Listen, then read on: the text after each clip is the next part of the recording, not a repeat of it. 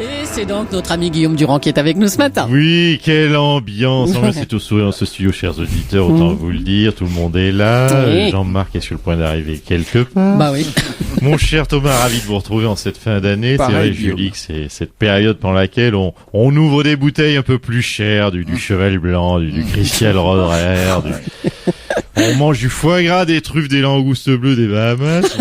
Je sais que vous appelez ça autour de ce studio les fêtes de Noël. Moi, j'appelle ça la vie de tous les jours.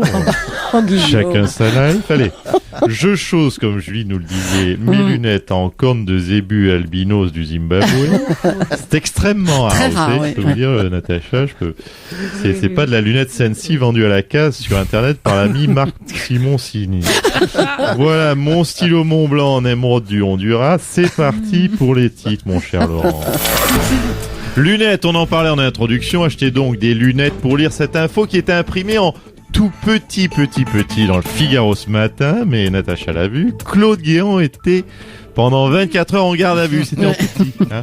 Claude Guéant encore, donc c'est terrible. Quel suspense. On se demande bien ce qui va pouvoir lui arriver, notre pauvre Claude. Attendez, rappelez-moi combien de hauts dirigeants, cher juif, de hauts dirigeants politiques en France sont allés en prison ces 40 dernières années. C'est pas très bien le chiffre. C'est aucun. Ou zéro.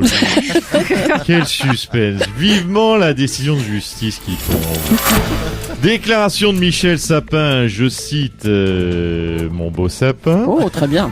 Je ne vois pas pourquoi on changerait aujourd'hui de Premier ministre. Donc Michel Sapin ne voit pas pourquoi. Non, il voit pas pourquoi. Et donc grande lucidité. Bon ben, faudra pas le nommer Premier ministre non plus celui-là. Ou alors après, il faudra pas se plaindre. Chance de médaille, forfait, la plus grande chance de médaille aux Jeux de Sochi est forfait. Je parle bien sûr de François Hollande. Et oui, il devait avoir la médaille d'or du manque de courage puisqu'il devait boycotter la Russie sans vraiment le dire. Voilà, parfait timing sorti aujourd'hui dans les salles obscures du film de Mandela. Vous l'avez vu, les affiches sont sorties. Oui. Timing parfait, pendant que Nelson est lui aussi dans une toute petite salle obscure où il y a beaucoup moins d'entrées. Ah mais dans la sienne, il y a plus de bonbons, caramel et chocolat. Mon Dieu, c'est vrai que c'est horrible. Bon, ça va, écoutez, ça fait 48 heures, c'est bon ça, il y a prescription, on a le droit. Oh non. À vous, Julie, allez, enchaînez, c'est easy pour vous. Toujours facile derrière vous, Guillaume. Je me doute. Allez, on parle beaucoup depuis hier de la garde à vue de Claude Guéant, qui aurait perçu 200 000 euros de prime en liquide, et puis celle de l'actuel directeur de cabinet de Nicolas Sarkozy, Michel Gaudin. Un Gaudin en prison.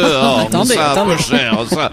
Non, ça m'étonnerait. Si c'est un vrai Gaudin, ça m'étonnerait qu'on prouve quoi que ce soit contre lui. Monsieur Jean-Claude Gaudin, il est en garde à vue, mais a priori il était, il n'a aucun lien de parenté avec vous, ce Gaudin. En tout cas, s'il est en garde à vue, Madame Julie, il mérite de faire partie de la famille. Moi, je l'adopte. Et ce brave Claude Guéant, comment ça se passe, dites-moi, pour lui? C'est compliqué, hein. Il a été entendu pour les fameuses primes en liquide, mais il y a aussi le financement de la campagne de Nicolas Sarkozy par la Libye, Ecomove, les sondages de l'Élysée, et l'arbitrage tapis. Ça fait 5 affaires, hein. 5 affaires? Oui. Oh, dans mes bras, mon Claudio Guéant. Et franchement, moi qui l'ai toujours pris, monsieur Soto, pour une andouille avec sa tronche d'ail et sa tête de premier de la classe. Arrêtez, monsieur Gaudin, allons. Et là, il tourne bien sur ses vieux jours. Ah, ça me fait bien plaisir. Mon Claude Guéant, mon Michel Gaudin. Je vous fais citoyen d'honneur de la ville de Marseille. Bon, allez, merci, monsieur Gaudin. Je Jean-Claude. Merci, monsieur le maire. Un mot de la presse people. Aussi, c'est le même. Un mot de la presse people et du magazine Voici, qui met à la une la romance entre Laurent Delahousse et la comédienne Alice Taglioni. Alors, Laurent, vous avez quitté femme et enfant. Vous toussez, Julie. Déception. Pour une jolie comédienne. Elle va mourir à maman Noël. C'est la jalousie. Un petit peu d'eau. Alors, Laurent. Ça dégluté. Laurent, oui. Vous avez quitté femme et enfant pour une jolie comédienne. Oui, je sais, c'est pas bien. C'est Laurent de la Mèche. Oui, c'est vrai, j'ai quitté ma femme, mais rassurez-vous, Julie, c'est entièrement de sa faute. Ah bon, elle était infidèle? Non, elle était vieille. Oh là là, ça va. Nous étions, il faut le dire, sur un vrai problème. Plus les années passaient, plus, oui, je devenais beau et plus elle devenait vieille. Le décalage devenait aujourd'hui de plus en plus gênant. Oh, arrêtez, c'est horrible. Non, pas horrible, juste vieille. Horrible, oui, elle serait devenue dans 3 ans. C'est pour cela qu'il fallait agir vite. Alors, j'ai pris mes responsabilités et j'ai trouvé une comédienne sublime afin de rééquilibrer les niveaux. Physiquement, je suis un 18 sur 20, vous le savez, Natacha le sait. Oui. Alice Taglioni aussi. L'équilibre était donc respecté. Mais vous l'aimez, Alice Taglioni. J'essaye de ne pas trop m'attacher car malheureusement la suite on la connaît. Quoi? Je vais devenir avec les années encore plus beau.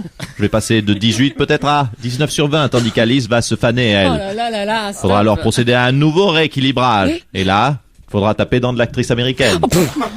Oh, mais il sera content, Laurent Delahousse. Allez, merci beaucoup. Vie privée toujours, ça s'est passé sur le plateau du Grand Journal. À côté de Julie Gaillet, Stéphane Guillon a relancé les rumeurs sur la présence de François Hollande sur le tournage de leur film.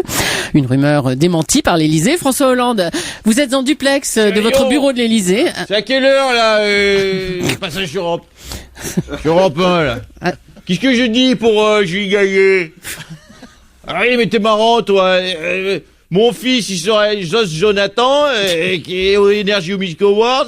Ouais, c'est vrai que j'ai l'air d'un con avec ma vieille Valoche. Non mais Monsieur Hollande, on vous entend, hein. Pas de gaffe, s'il vous plaît. Ah, Hein. pourquoi j'ai fait ça? Mais t'es marrant, toi. Montebourg, il est avec Elsa Giberstein, Delahousse avec Taglioni, Barouin avec Michel Larocque, fait que je trouve vite mon actrice. Monsieur Hollande. Sinon après, il en restera plus après. François Bah Hollande, oui. François Hollande, vous êtes sur Europe 1 là. Et déjà, j'ai eu du bol, il y avait plus beaucoup de dispo, hein, des actrices. Et alors, il restait Marthe Villalonga, Amanda Lear et Julie Gaillet. Ah bah, Sirion, je me demande, avec mes soucis de prostate, Monsieur j'aurais peut-être Hollande. dû prendre Marthe Villalonga. Monsieur Hollande, on vous entend. On vous Hein entend, on vous entend. Qu'est-ce qu'il y a? Allô? Vous êtes sur Europe 1. On vous Oui, entend. bonjour, c'est Jules Leclerc? Oui, c'est bon. Europe 1? Oui.